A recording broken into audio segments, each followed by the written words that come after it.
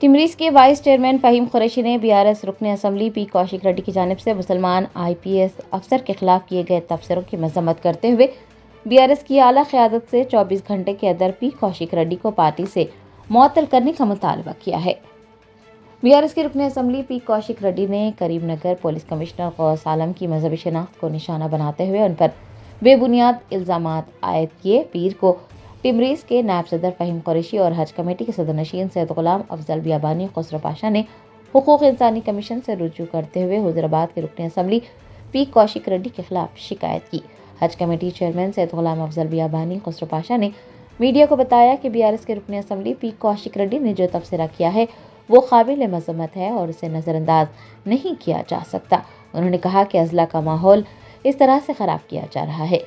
एक IPS अफसर के साथ जब इस तरह का सलूक किया जा सकता है तो हम ये अंदाज़ा लगा सकते हैं कि आम आदमी का क्या हाल होगा। हज कमेटी चेयरमैन ने पी कौशिक रेड्डी के खिलाफ सख्त कार्रवाई का मुतालबा किया।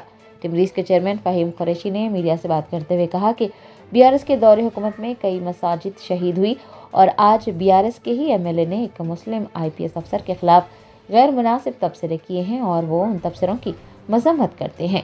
फ़हीम कुरैशी ने KCR और KTR पर जोर दिया है कि वो मुसलमानों को गुमराह ना करें और अगर वो मुसलमानों से वाक़ई मोहब्बत करते हैं, मुसलमानों का भला चाहते हैं तो फ़ौरन पी कौशिक रेड्डी को पार्टी से मुअत्तल कर दें। अस्सलाम वालेकुम।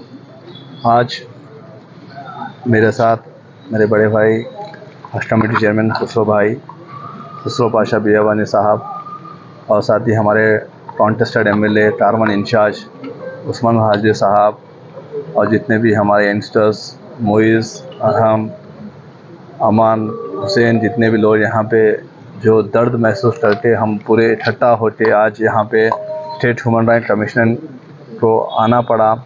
ये कभी हम सोचे नहीं थे कि हम आके एक MLA के लिए ऐसी शिकायत करने का मौका कभी कोई देगा, स्पेशली खुसूसी BRS पार्टी। आज जो BRS पार्टी जो माहौल बना रही है, जो मुसलमान के ख़िलाफ़ उनका MLA जो जहर उड़ल रहा है और KCR और KTR जो तरह से खामोशी इख्तियार कर रहे हैं, पता नहीं उनका मंसूबा क्या है, वो क्या करना चाह रहे हैं, मुसलमान को और कितनी तकलीफ़ देना चाहते हैं। उनकी जब दौरे हुकूमत में कितने मजीदे शहीद हुए तब भी कोई आवाज़ नहीं उठाया और आज तो डायरेक्टली उनके MLA पी कौशिक रेड्डी भरी रोड पर तमाम ऑफिसर्स के सामने एक मुस्लिम IPS ऑफिसर जो होती बहुत ही ईमानदार, बहुत सबको लेके चलने वाले ऑफिसर को लेके IPS के साथ जो रवैया उन्होंने जो बिहेव किया, जिस अल्फाज को इस्तेमाल किया, जो जहर उगला उन्होंने उनके ख़िलाफ़, उनके रिलीजन के ख़िलाफ़, उसका ही कंप्लेंट देने ह्यूमन राइट कमीशन को आए। और जब इसका सवाल मैं ट्विटर के माध्यम से मैं ट्वीट किया KTR, तो KTR हद तो ये हो गई कि KTR मुझे ट्विटर पे ब्लॉक कर दिए। और भले जब जमहूरियत में किसी को अपन सवाल करते हैं, वो पार्टी के वर्किंग प्रेसिडेंट है बोल के उनको सवाल किया गया कि आपके MLA ने ऐसे ऐसा बोला, इस पर आपका क्या रुख है। उन्होंने सीधा ट्विटर पे ही मुझे ब्लॉक कर दिया। खैर उन्होंने ब्लॉक करने से कुछ होने वाला नहीं। मेरा एक ही अपील है तमाम मुसलमानों से कि अब तो सोचो, लास्ट टाइम वक्फ अमेंडमेंट बिल आया, ना KCR ना KTR उसके लिए एक बात भी नहीं बोले, एक मीटिंग भी नहीं किए, एक बार भी पब्लिक में आके मुसलमानों को कॉन्फिडेंस नहीं दिलाया। जुबली इलेक्शन में जब हम कब्रस्तान की बात की है, यही KTR मुसलमानों का मजाक उड़ाया कि कब्रस्तान नहीं, ना डंडे मारते, वो करते, ये करते बोलते। नतीजा आप लोग के सबके सामने है। जो मुसलमान के लिए जो कांग्रेस हुकूमत, जो रेवंत रेड्डी साहब की सदारत में जो कमिटमेंट, जो प्रोमिसेस दिए, इंशाल्लाह पूरे प्रोमिसेस फुलफ़िल करेंगे। ये कराने की जिम्मेदारी भी हम हमारे चीफ मिनिस्टर के पास जाके नुमाइंदगी करके पूछने का उतना इख्तियार, उतना हक़ है हमारे पास। क्या पिछले 10 साल में KCR के पास वो था? खाली सिंबॉलिक नाम के लिए होम मिनिस्टर बना के रखे थे। कभी उन्हें एक होम मिनिस्टर, कभी एक विजिट किए उन्होंने, होम मिनिस्टर का रिव्यू किया उन्होंने। हम हर जगह पहुंचते, हर जगह बात करते, हमारे CM से बात करते, मिनिस्टर से बात करते। उनके दौरे हुकूमत में एक माइनॉरिटी वेलफेयर मुसलमान मिनिस्टर को नहीं बनाए, हम यहाँ पे मिनिस्टर बना के माइनॉरिटी वेलफेयर दिए, क्योंकि उनका दर्द, उनकी चीज़ समझ सकते बोल के आज अजहरुद्दीन साहब को आपके बीच में रखे।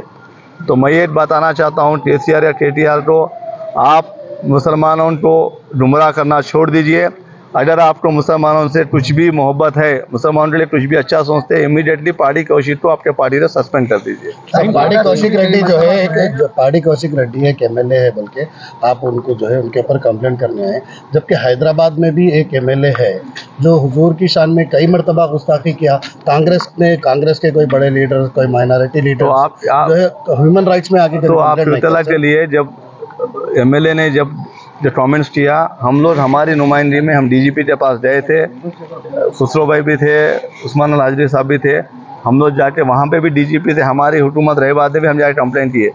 एमएलए कोई भी रहो, वो बदतमीज शख्स था, तो मैं नाम भी नहीं लेना चाहता हूँ, जो हुजूर की शान में गुस्ताखी की है। लेकिन ये जो सेटलर अपने आप को बताती ये पार्टी में डायरेक्टली रिलीजन को एक इंसान को नहीं, एक रिलीजन को गाली दी है। इंसान को, अगर तुम्हारे को इंसान से शिकायत है तो इंसान का नाम लेके आप बोलो, एक पूरे रिलीजन को गाली देना ये नाकाबिले बर्दाश्त है। इसके ऊपर केटीआर इमीडिएटली कार्रवाई करना चाहिए। आने वाले दिनों में मैं तमाम हुजूराबाद के मुसलमानों से अपील करता हूँ, उस गधे को सबक सिखाओ। बीआरएस लीडर्स का ये कहना है कि कौशिक रेड्डी ने 24 घंटे के अंदर माफ़ी मांगी, तो क्या वो एक्सेप्टेबल नहीं है? सॉरी, आप जाके 24 घंटे में माफ़ी मांगी, फिर 2 घंटे बाद फिर एक प्रेस मीट लगाया उन्होंने, फिर वो प्रेस मीट में क्या बोला सुनिए आप।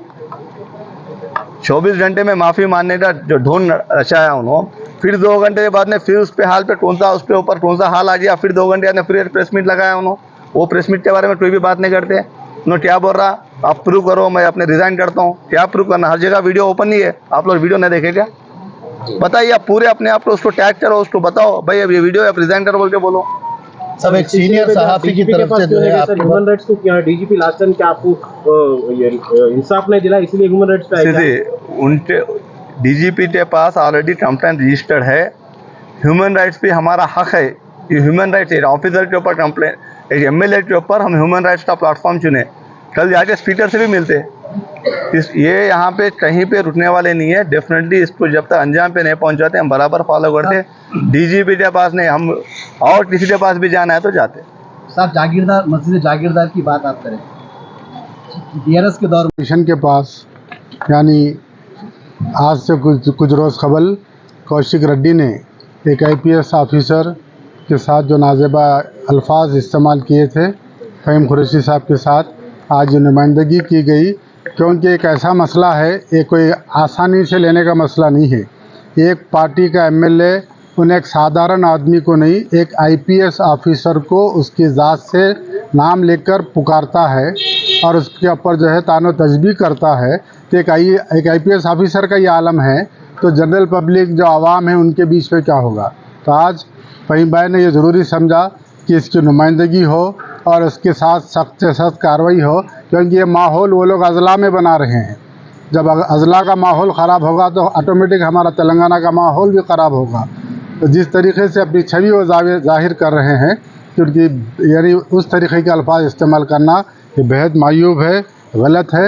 उनके ख़िलाफ़ सख्त से सख्त कार्रवाई की जाए, इसलिए आज हम यहाँ हैं और उम्मीद करते हैं कमीशन से कि उनको बुलाएगी और उनके ख़िलाफ़ कार्रवाई करेगी।